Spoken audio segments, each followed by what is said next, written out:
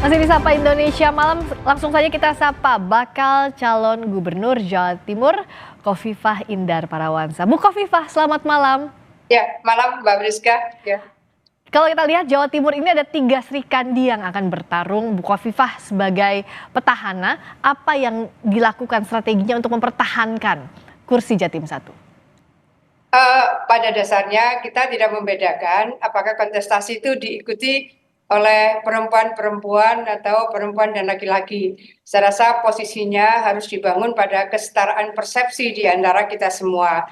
Oleh karena itu program-program besar yang kita sudah sampaikan visi misi itu ke KPU pada tanggal 28 lalu itu bagian yang sudah kita uji taskheh di beberapa titik dengan berbagai masukan dari berbagai kalangan, dan itulah yang kemudian kita sebut Nawa Bakti Satya 2. Nawa Bakti Satya adalah 9 program yang kita ingin baktikan untuk masyarakat Jawa Timur, memuliakan masyarakat Jawa Timur.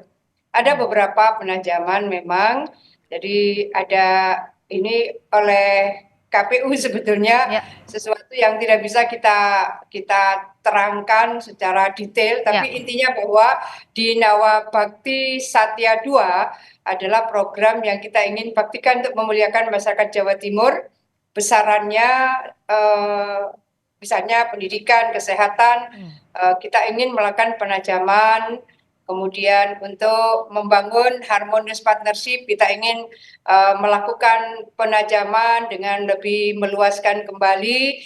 Kemudian ada Jatim Lestari. Jatim Lestari itu bagaimana kita membangun keseimbangan daya dukung alam dan daya dukung lingkungan hidup. Kemudian ada Jatim Akses, ini untuk membangun konektivitas dan membangun keberseimbangan di antara Jawa Timur bagian utara dan selatan. Jadi pembangunan ini harus dilakukan secara spesifik karena memang ada kondisi-kondisi lokal yang memang harus didorong di Jawa Timur bagian selatan, dan bagaimana sumber yang dimiliki oleh Jawa Timur bagian utara, terutama income generating mereka sudah jauh lebih tinggi, maka kita ingin membangun keberseimbangan yang bisa memberikan keadilan dan kemakmuran yang relatif lebih seimbang, lebih merata di antara utara dan selatan. Ya, untuk menggolkan visi misi ini, Bu Khofifah, tentunya kan butuh mesin politik yang kuat untuk merebut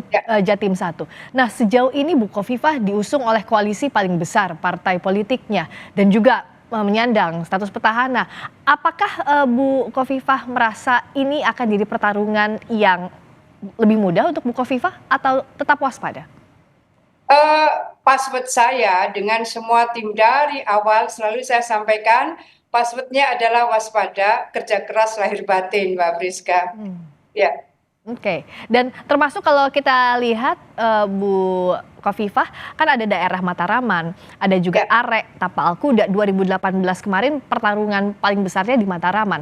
Nah, apakah kalau untuk di pertarungan saat ini, mana yang lebih jadi fokus untuk Bu Khofifah dan Mas Emil, meskipun ya pasti semuanya akan coba direbut, tapi mana yang jadi battlefield paling berat? Kita akan melakukan persamaan perlakuan, jadi penyapaan seluas-luasnya semaksimal mungkin di semua titik. Bagi kami penyapaan itu terus kami lakukan tanpa mengenal ini Arek, ini Pantura, ini Tapal Kuda, ini Mataraman, atau ini Madura. Karena ada 5 subkultur yang kami merasa perlu menyapa sama rata, sama kuat, semaksimal mungkin. Dan kalau kita lihat secara background, Bu Khofifah dengan Bu Risma ini sama-sama backgroundnya Menteri Sosial. Nah, soal kesejahteraan, soal sosial ini apa yang jadi pembeda untuk Bu Khofifah dengan Mas Emil? Ya, salah satu insya Allah yang menjadi prestasi kami adalah penurunan kemiskinan ekstrim yang sangat ekstrim di Jawa Timur. Nah, dari indikator-indikator penurunan kemiskinan ekstrim itu adalah PKH plus. Jadi untuk siapa PKH plus? Untuk lansia yang kurang mampu. Jadi kalau di dalam keluarga penerima manfaat KPM dan kemudian di situ ada lansia, maka lansia di dalam keluarga itu harus mendapatkan ruang bahwa mereka bisa melakukan penguatan secara personal dan dia bisa menjadi bagian dari penguatan anggota keluarga. Bahwa lansia dalam keluarga penerima manfaat atau keluarga kurang mampu, mereka harus mendapatkan penguatan dan itu ada program PKH Plus yang asli kami yang menginisiasi. Ya. Soal kesejahteraan jadi satu yang harus diselesaikan, berikutnya juga soal keterwakilan perempuan. Meskipun tidak membedakan gender, tapi kan tiga Serikandi yang maju ini diharapkan juga membawa isu perempuan ini ke panggung Jawa Timur. Apa Bu yang difokuskan? Jadi selama ini sesungguhnya dari mulai yang sederhana, kawan-kawan driver ojol. Kawan-kawan driver ojol ini yang perempuan kita melakukan berbagai program pemberdayaan mereka. Tiap Kamis sore mereka kumpul, kemudian mereka mendapatkan penguatan baik secara psikologis, secara fisik karena ada jujitsu di situ dan juga ada vocational training untuk mereka. Relatif ini sudah berkembang tidak hanya di Surabaya, tapi di Gresik, di Malang, di Jember, juga di Madiun. Sudah cukup banyak program ini kami replikasi. Kemudian program bagi pelaku UKM. Jadi kalau kami melakukan pemberdayaan ekonomi, sesungguhnya kita menginisiasi melalui Bank UMKM Provinsi Jawa Timur, yang itu sesungguhnya sebagian besar penerima manfaatnya adalah perempuan.